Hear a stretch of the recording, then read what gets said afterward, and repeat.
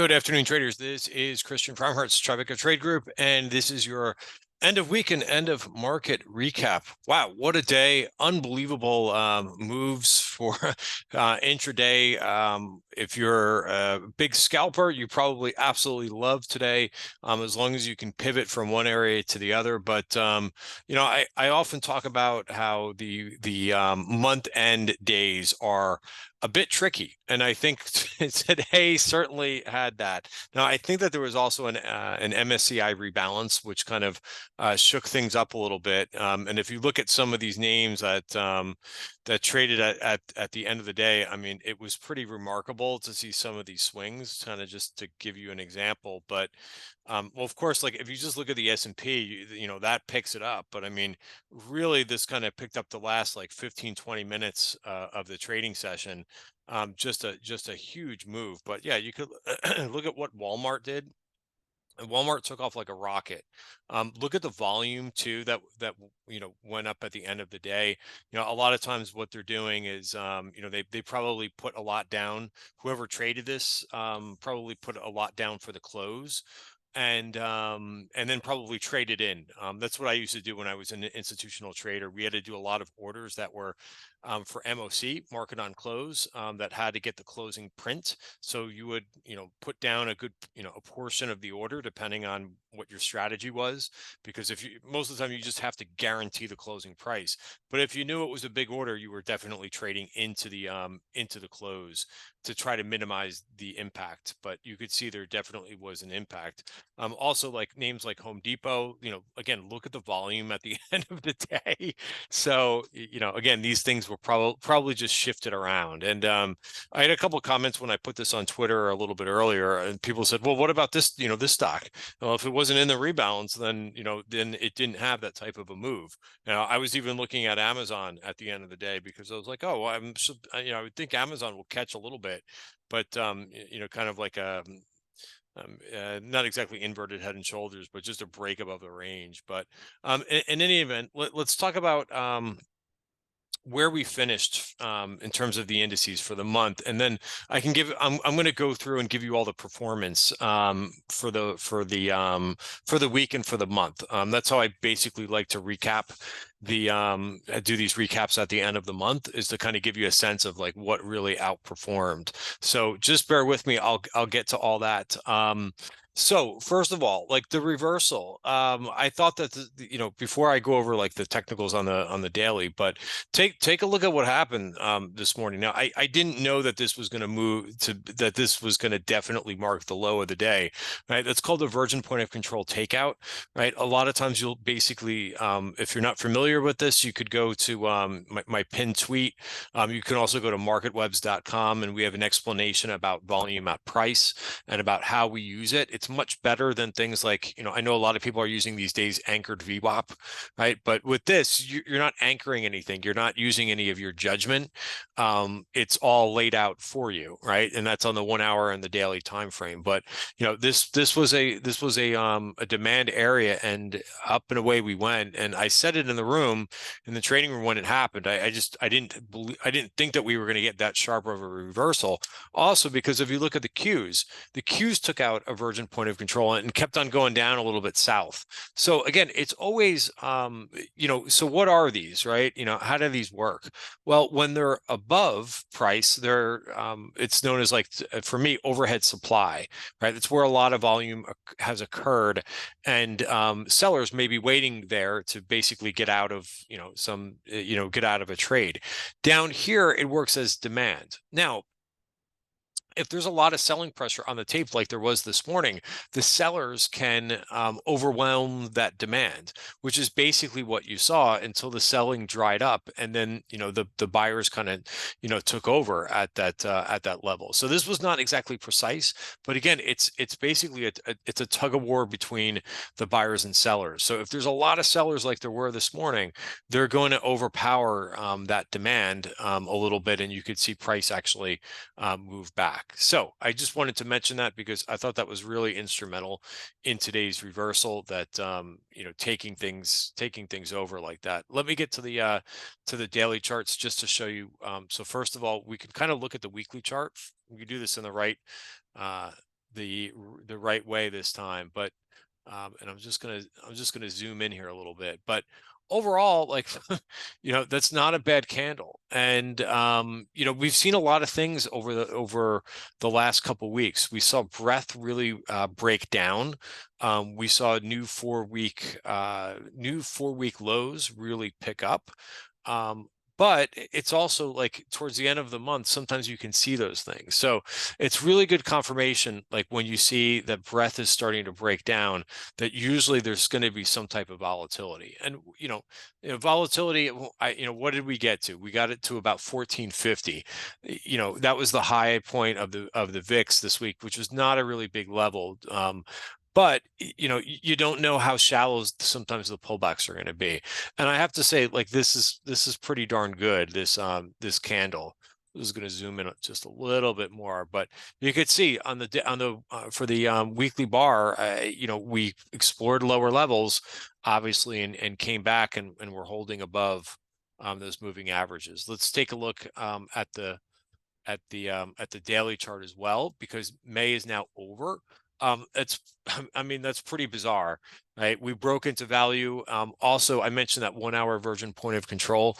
Also, the 50-day moving average came into play too. And a lot of people who just look at moving averages, I'm sure they're going to say, hey, it was a great bounce off the 50-day moving average. But notice I had a downtrend line drawn here, which kind of capped the price in the S&P over the last week and a half. But look at it, we got right back above the value area. So yes, that's the end of May. We can now look at this June value area, which is right here. Most likely we're going to open up inside the value area. So it's going to be interesting. We saw a little bit of everything over the last week and a half. You go back to last week and everybody was talking about how tech was outperforming. This week it was it was different and a lot of the earnings reports did that. I think a couple of the takeaways from the earnings reports were that tech is going to be mixed. It's not like tech had all bad reports this week. Just the bad reports were really really hit hard. Some groups, like of course, like what DELL did, and Salesforce, to name a few. But of course, there was others, and then things like Zscaler and a few other names to the actually did well.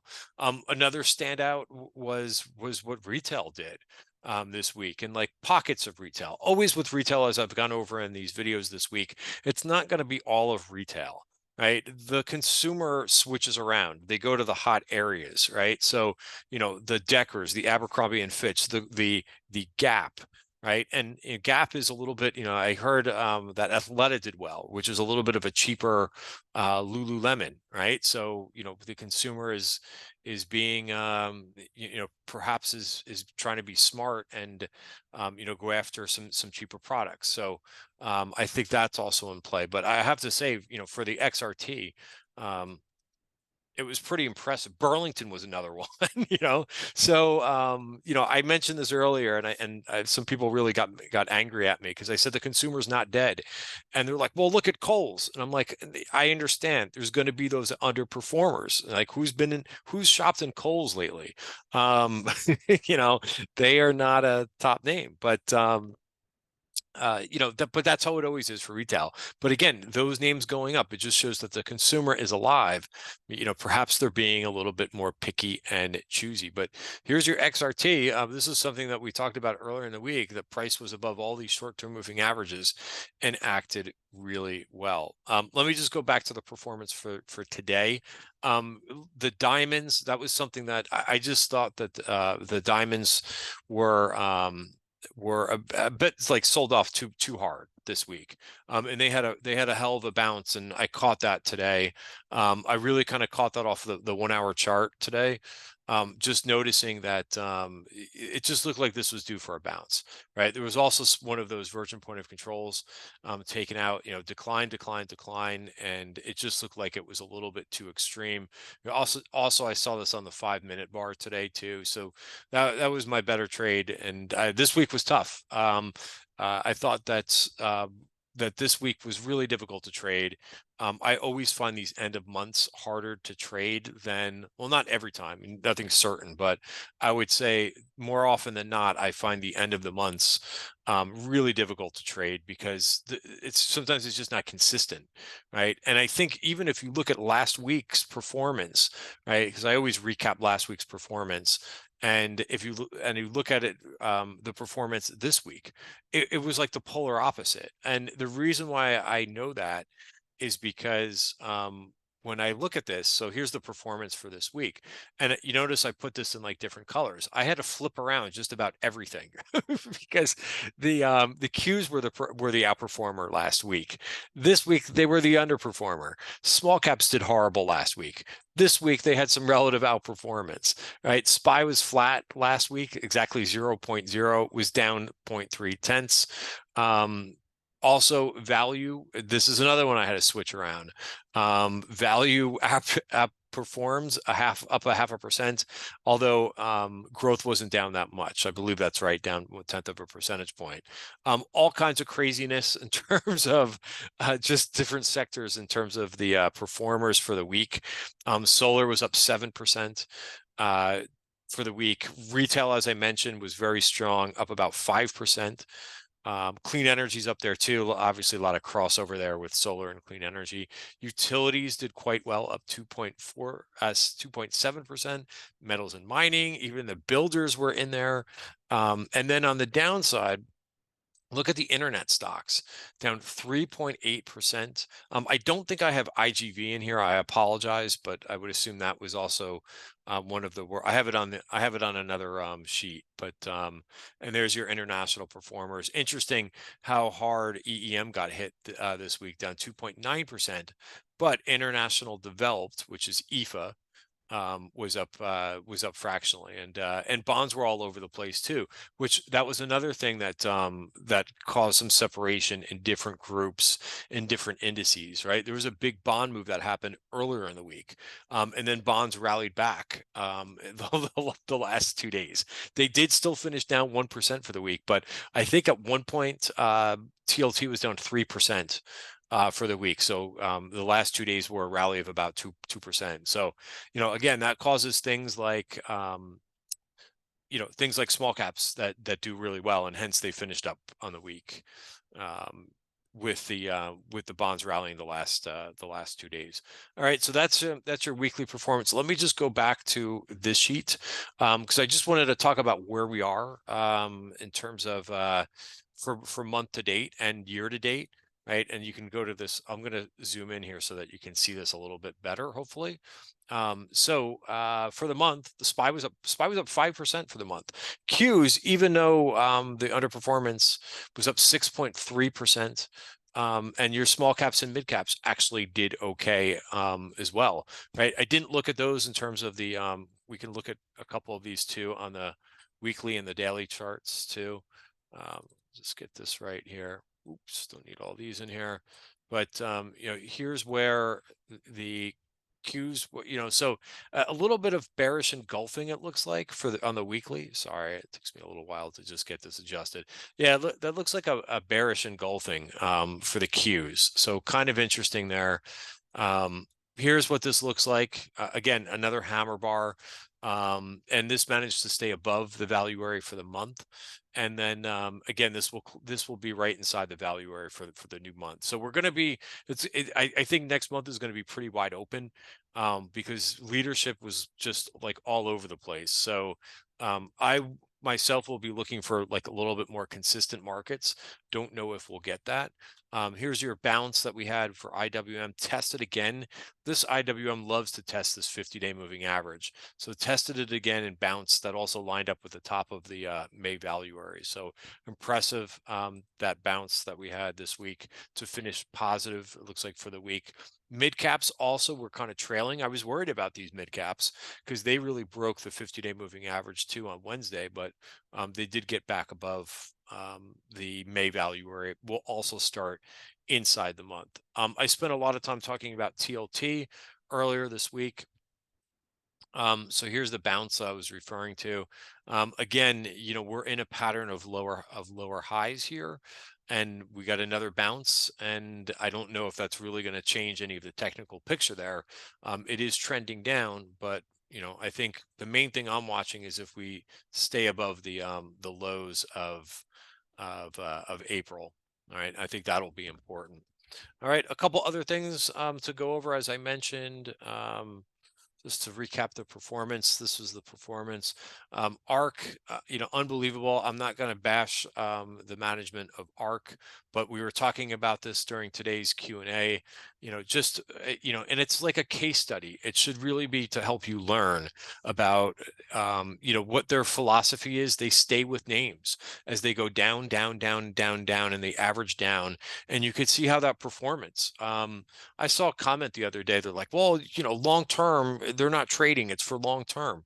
Their last three, and again, I'm not trying to make this video negative about this, but it's to help. It should be to help you learn not to do things like they're doing, right? And performance speaks for itself. When you look at the performance, this is over 3 years, so this is not short term. This is not trading, right? And you can look over 5 years too, right? Look at the underperformance. This is supposed to be innovation, right? And you can look at this with versus the Qs if you want to be even more judgmental. But down 27% over 3 years, that's not trading. That to me, 3 years is kind of long-termish. To be down 27%. And again, it's the style, right? They don't use, they don't use stops. They don't, so more common philosophy, including my own, is you could have conviction in names because they certainly have conviction in their names, but price should be your ultimate guide. And if price is breaking down, you get out of the trade, and you could always get back in once it gets over a level. But that's trading or investment 101 is to have a stop price, right? And not just keep averaging down. So that you're not, they're doing rookie mistakes like saying, hey, I'm not going to be wrong, so I just keep averaging down. So the performance speaks for that. So there's no excuses, right? Performance is performance. One other thing I wanted to go over too for today was the VIX was down 10%. Just a crazy, crazy swing. Year to date, that brings us for performance. SPY is up 11%. Interesting that SPY and Qs are now neck and neck for the year. IWM is still underperforming, up 2.5%. There's ARC down 19% year to date. And when AI has been one of the themes, just astounding. Kudos to the IBD 50 ETF, up 13% year to date. Very nice. Value growth is outperforming value, 13 to 7%. Small cap growth is outperforming small cap value, and TLT is down 8.4%, and the dollar's up 5.8%. I have another spreadsheet too, which we can kind of look at sectors and what outperformed for the month. Pretty astounding, right? When you look at this, I'm just going to move this, and I'm going to get rid of this so that you can kind of just see what I'm displaying here. And I'm going to zoom in here a little bit. Would I have said solar was going to outperform like this, up about 20% for the month? Unbelievable. Clean energy up there as well. Big reversion to the mean. If you want to, I've talked about this chart a couple times. Even though solar was down, I think at one point today, 3 or 4%. But if you're using the 200-day moving average as your stop price, or maybe a little bit below, you're still in the clear. Right. And I think that's the easiest way that you can, I just moved my trend line. Sorry about that. Let's leave it. Happy little trend line right there. But yes, if you're using the 200-day moving average, you're still alive in that trade. The semis, of course, getting all the attention. Big NVIDIA earnings, obviously, last week. By the way, I really thought that the NVIDIA kind of saved the day last week in terms of there was a lot of groups that were breaking down.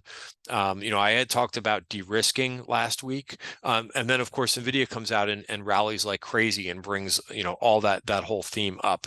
So very, very impressive, to log in 12%.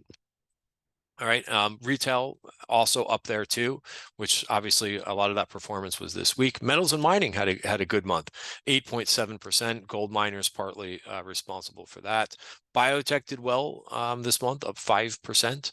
And you've got a slew of other areas that were up about 3 or 4%. Software was the underperformer, down 1% for the month. Also, internet stocks down 0.7%. So really interesting that tech, where is tech in this? Probably somewhere in the middle, I would think. I don't see it, so I'm just going to search. Interesting. Tech was up 7%, but internet stocks and software names were down. And again, probably the tech kind of caught in the middle, with high performance coming from the semis and low performance coming from internet and software. All right, so that's a quick summary. Also, this really kind of flipped. This is like a momentum momentum scan. Again, just look at how things kind of change there at the end of the day. And again, this is just what gives it strength is the 5, the 20, and the 50-day moving average. So price gets above, strength will be labeled next to it. And so you've got a few different groups now. Your retail, which was marking that way almost all week long. Also, aerospace is in there too. So again, just kind of gives you a sense. This is, again, short-term momentum is the screen. Here's how our screener did for this week. ONON. I didn't take this trade, but that name did very well, up 5.4%. T-Mobile also. So just very difficult to kind of come up with themes as erratic as the price behavior was this week. And Analog Devices, which is a name that I just added to the watch list today, as a matter of fact. So I will say this, obviously DELL kind of deflated the pin action in all the AI names, but I think overall you want to see names come down, and to give you a little bit more of a trading setup. So here's the chart of NVIDIA, like just an example, but when things go up like this, parabolic, you want them to come in and settle in a little bit so that they can give you a new trade setup. So I think overall, like names coming in a little bit is actually like a good thing and sets things up, because there's a lot of things like that look like this, right? Extended, nice little breakout, of course, from sideways price action, and then, of course, ripped higher. Now let it settle in a little bit. See some profit taking. If it fills, I think it filled this one gap. I don't know if it's going to fill. I would love it if it came all the way down to the 20-day moving average. That would be a great buying opportunity, wouldn't it? But I don't think that that's going to happen. I think buyers will come in who've been on the sidelines waiting for that to happen. So we'll see how it sets up for next week. So ultimately, you can that's the way that I look at it, right? A little bit of selling kind of gets things more in check, and will bring out some good buying opportunities. So if you've been doing this for as long as I have, sometimes you're actually rooting for some pullbacks to kind of shake things up a little bit, to shake out the sentiment, and so on and so forth. My performance for the month, I finished up, and I'll put this out on Twitter later, as I always do, but I finished up 17. I'm up now 17% year to date. That's in my trading account. I made some errors this last week. I seem to always do that a little bit, like the last couple of days of the trading month. So I gave back some performance, but it is what it is. Everybody makes some mistakes, or just executes a little bit poorly. I knew that this market was showing weakness, so it's on me. That I should have been a little bit more in cash than I was. I always try to navigate through it a little bit. And rather than, I should have definitely upped my cash balance a little bit more. I did a lot of little starter trades this week so that I can kind of participate. But sometimes with when the volatility picks up, sometimes you get hit on the starter positions too. TTG trend portfolio, which is more ideal for which is nice because that doesn't adjust. Like I do rebalances like every couple of weeks. That's more suited for part-time traders, or traders who just don't want to look at their portfolio every second. We're just following the trend in that. I don't have the way that portfolio is situated is no name is more than 5%. So Nvidia is in there, but it's not, it's not over 5%. So it hasn't really skewed the performance that much. Those are just some of the rules that I have in the portfolio. But again, it's more geared toward if you're like, if you're a part-time trader, it's outperforming quite nicely. The S&P, what did I say, is up year to date, is up is up about 11%. So I'm outperforming, not by leaps and bounds, but I'll look to carry on through, and outperform again next month. So again, interesting how close the performance is for the trading account and the TTG trend portfolio. Speaking of which, if you want to try out Tribeca Trade Group, I think I can. This special is still going. I don't think I shut it down. So you get two months of the trading room and everything that we do for the price of one. So that's a great place. I posted this. I'll repost this, but just wanted to wish everybody a great weekend, and new challenges await in June. So if you had a great month, congratulations. If you didn't have a great month, that's okay. Concentrate on what you did wrong, and get after it for the month of June with making some adjustments. That's what it's always about, is making some adjustments, right? Nobody ever is perfect in their trading, right? Everybody has some flaws here and there, so that's what it's all about. And look to see you guys in the trading room. Thanks for watching me on Friday.